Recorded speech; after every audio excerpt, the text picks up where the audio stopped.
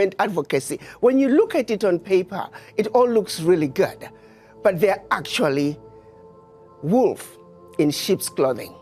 They are using that open access sounding humanitarian to constantly destabilize governments. Europe cannot survive without Africa. One situation that people don't realize, post-World War, when the US came up with the Marshall Plan, what they don't tell you is that the contribution through exploitation of African minerals was actually the biggest funder of the European Recovery Plan, ERP, aka the Marshall Plan. US contributed $13 billion, which is now present day $175 billion, which, by the way, the American taxpayer must be paid back. Nobody's asking for that money back. But what they don't tell you is that Africa, through exploitation of its resources by the Europeans, was actually a much, much bigger contribution to the European recovery post-World War II. Nobody talks. Dr. Arikana Chihombori-Kwao was in no mood to show mercy. This time, she had decided the mask would come off, no matter who ended up naked in the light. And why would she hold back? She had already been unceremoniously removed from her role as the African Union's ambassador to the United States, a punishment for speaking too much truth about the West's neo-colonial grip on Africa. So when she sat down for an interview, she didn't speak in half measures. She pulled no punches, exposing USAID, NGOs, and even the United Nations itself as wolves in sheep's clothing. Institutions paraded as saviors, she argued, were in fact architects of Africa's dependency and exploitation. Her revelations were not abstract theories. They were specific, damning, and connected to the lived reality of African nations being stripped of their sovereignty. With steady fury, she asked questions that the world has long tried to suppress. Why has Africa, a continent so rich it rebuilt Europe after World War II, been kept poor? Why do Western aid agencies operate in ways that look more like espionage than humanitarianism? Why do African leaders still allow outsiders to dictate what happens to their people and resources? The answer she gave left her audience stunned. But the bigger question remains, what really happened here? In this video, let's find out.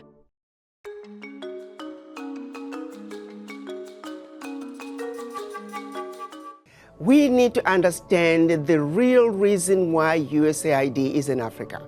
And not just USAID, but other NGOs. You look at DFID, which is the British equivalent, and many other smaller ones. Their sole purpose was to act as if they're coming to rescue Africa. They're coming to fill in the gaps in government services, gaps in education, gaps in healthcare, gaps in humanitarian services. They're coming in the guise of addressing issues to do with human rights, issues to do with environmental protection and social justice. They are coming in claiming that they are introducing grassroots initiatives that are going to help the people.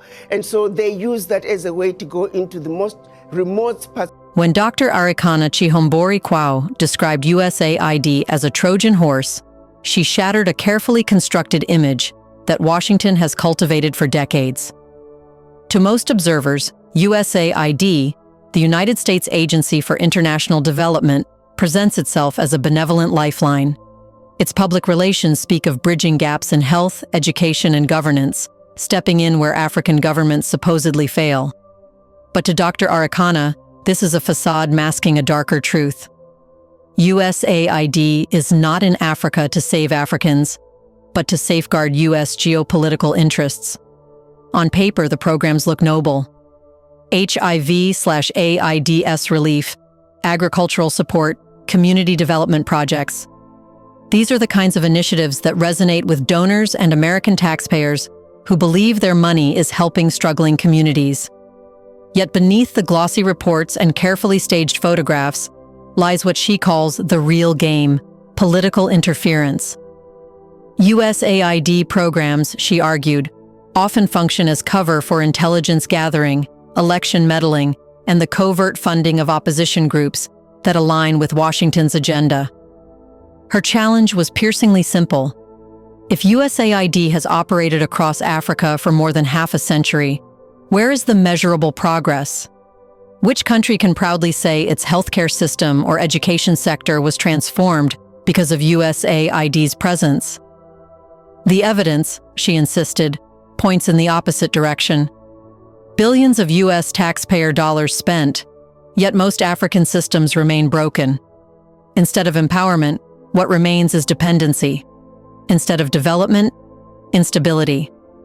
They are using that open access sounding humanitarian to constantly destabilize governments. This is why she described USAID as a wolf in sheep's clothing, a structure that wears the language of humanitarianism while carrying out the logic of control.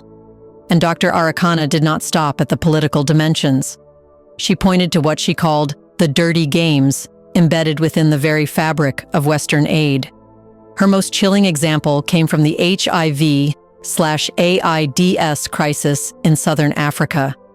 According to her, certain programs under the guise of humanitarian assistance crossed into experimentation, using Africans as guinea pigs. The shocking spread of the virus, she alleged, was fueled not only by poor infrastructure, but by deliberate malpractice that injected pathogens instead of preventing them. In Southern Africa, there were some very dirty games being played on African people. They were using Africans as guinea pigs for experimental activities. Even when you look at every aspect, they're using us. Agriculture provided another battlefield. USAID and similar organizations introduced genetically modified seeds across many African countries. Unlike traditional seeds, which could be saved and replanted season after season, these new seeds were designed for single use. Farmers were forced to return to foreign corporations year after year to purchase new seeds and fertilizers. This destroyed Africa's centuries-old system of agricultural independence and replaced it with dependency on external suppliers.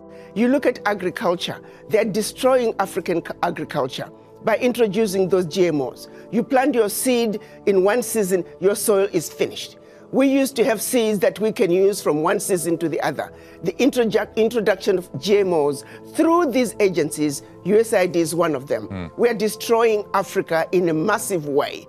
A little good is coming out, but by and large, the end result, they mean no good. They can turn around and give us an inventory and say, as long as you have been in Africa, and also other parts of the world, show us your success. Before we continue further, tell us, are you enjoying the video? If yes, please like and share the video and subscribe to our channel to watch more videos on Black Africa. Let's continue now. Even when aid did produce some tangible benefits, a new clinic, textbooks for schools, the balance of harm outweighed the good. For every structure built, another was undermined. For every training program introduced, a layer of dependency was cemented. In Dr. Arikana's words, the ledger of aid tilted heavily toward exploitation, not empowerment. However, to fully expose the hypocrisy of Western institutions, Dr. Arikana reached into history. She reminded her audience that the celebrated Marshall Plan, often credited with saving Europe after World War II, tells only half the story. The United States contributed $13 billion, about $175 billion in today's value, to rebuild Europe. But what textbooks rarely acknowledge is that Europe also looted Africa to finance its resurrection. About that. Why does such a continent that did so much to help Europe recover continue to be so poor? Let's be realistic here. Let's not talk about peanuts. Africa does not need the aid. What we need is for those who are exploiting Africa to stop. Africa has everything it needs. If Africa could have contributed as much as it did to the recovery of Europe post-World War II, why wasn't Africa equally? Gold from Ghana, uranium from Congo, oil from Nigeria, and countless other resources were stripped from African soil and funneled into Europe's recovery. Africa became the silent engine of Europe's post-war boom, yet received no recognition, let alone compensation. Instead, the very structures of colonial exploitation were reinforced. From history, Dr. Arikana turned to the present, drawing attention to the Sahel. In Burkina Faso, under the fiery leadership of Ibrahim Traoré, in Niger after reclaiming its uranium mines, and in Mali where French troops were expelled, African leaders are beginning to break the cycle. Use the example of what happened in Niger when the government decided they were going to take over the mining of their uranium. The French companies that were mining the uranium were paying the government 80 cents a kilo for the uranium, and then turning around and selling the uranium to the rest of the world at 200 euros a kilo. So that one move from the Nigerian government to say we are now going to take ownership of our own uranium, they went from realizing about $1 billion in uranium resources to over 300 billion. This transformation was not achieved through NGOs, aid packages, or USAID workshops. It came from a single act of sovereignty, reclaiming ownership of resources. Burkina Faso and Mali are treading the same path. Their leaders are making it clear that the natural wealth of their countries belongs to their citizens, not to foreign corporations. For Dr. Arikana, these examples are more than isolated victories. They are blueprints. They demonstrate what happens when African nations reject the crumbs of aid and seize the full bread of their resources. This theme echoed throughout her words. Aid, she argued, is nothing compared to what is systematically stolen. Billions may arrive as aid packages, but trillions leave in the form of minerals, oil, agricultural commodities, and intellectual property. Western powers have perfected the art of distraction. Give a few coins in one hand while looting entire treasuries with the other. Africa doesn't need aid, she declared. What we need is for those exploiting us to stop. The painful irony, she emphasized, is that African governments are made to look like beggars, appearing at donor conferences with empty bowls. Yet those same governments preside over countries whose wealth could finance not only healthcare and education, but world-class infrastructure. The problem is not lack of resources. It is the lack of political will to protect them. When asked about global mineral. Now imagine the country taking inventory of all their minerals and benefiting from their natural resources like the rest of the countries in the Western world. That is what African leaders, let me tell you, we need to look at what's happening in Burkina Faso, Niger, and Mali. President Traoré is standing up. He is saying the natural resources in Burkina Faso, they belong to the people of Burkina Faso. Niger is doing the same thing. Mali is doing the same thing. Every leader must look at what's happening in the Sahel nations to say, like anybody else, you must take care of your people. You have your natural resources. You have everything you need to take care of your people. Why do you continue to be beggars? Look at what is being brought in by not only USAID, but all the NGOs in your country. Institutions, Dr. Arikana unleashed another bombshell. The United Nations, the International Monetary Fund, and the World Bank were all created within weeks of each other after World War II. But their purpose was not global equality. It was a European recovery. The UN was established in just 4 weeks, not to prevent future wars everywhere, but to stabilize Europe.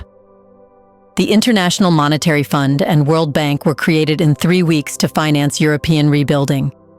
Africa and the developing world were afterthoughts, or worse, resources to be managed. Those institutions were created after the Second World War. United Nations, it took 4 weeks to create the United Nations. Why? In order to help the recovery of Europe. The World Bank, the IMF, it took 3 weeks to create them after the Second World War in order to aid in the recovery of Europe from its own self-implosion and destruction. So no. These institutions were not created to benefit the developing world. To the contrary, they were built to steal from the developing world. Their success is based on the failures of the developing nations where they... These institutions, she argued, were never designed to uplift Africa. Their success depends on Africa's continued underdevelopment. The loans, the debt traps, the structural adjustment programs, all are tools to keep Africa dependent while enriching others. To suggest that Africa would collapse without them, she said, is absurd. Instead, Africa must imagine alternatives, its own institutions, built to serve its own interests rather than those of Europe. So no. We must celebrate what President Trump is doing by exiting the United Nations, by exiting the World Health Organization. We need the US to exit the World Trade Organization because they're doing nothing on the African end. They're giving a blind eye to blatant exploitations, unequal, uneven trade policies that are hurting. But even as she exposed external exploitation, Dr. Arikana pointed to an internal battlefield: the African mind. Colonization and slavery did not just rob Africa of its resources. They colonized African confidence. Too many leaders, she lamented, still believe nothing of value can succeed unless it carries Western validation. Too many ordinary Africans instinctively trust a foreign product over one made at home. This psychological dependency, she argued, is perhaps the greatest obstacle of all. Without a shift in mindset, even the most radical economic reforms will falter. Liberation requires not just new policies, but new beliefs that Africa is capable, deserving, and sufficient on its own terms. The logical conclusion of her argument is unity. Africa cannot hope to resist exploitation as a patchwork of small, fragmented states. When Togo negotiates alone, or Malawi bargains individually, they are easily picked apart. Divided, Africa is weak. United, it could be unstoppable. Dr. Arikana's roadmap was clear. One voice, one agenda, one plan. Only then can Africa confront the United States, China, Europe, or any other global power on equal footing. Only then can it stop the cycle of exploitation and claim its rightful place in the world. She said exploitation persists not because Africa is powerless, but because it is disorganized. Unity is the shield that could finally protect its wealth. The answer right now is no. Africa must unite. Africa must speak with one voice, and Africa must go to the world stage with one voice, one agenda, one plan that the world will have to respond. But as long as Africa is going to the world as bitty little countries, as Togo, as Eswatini, as Guinea-Bissau, Africa is fighting a losing game. You see, Dr. Arikana's interview was more than a critique. It was a bombshell of suppressed truths.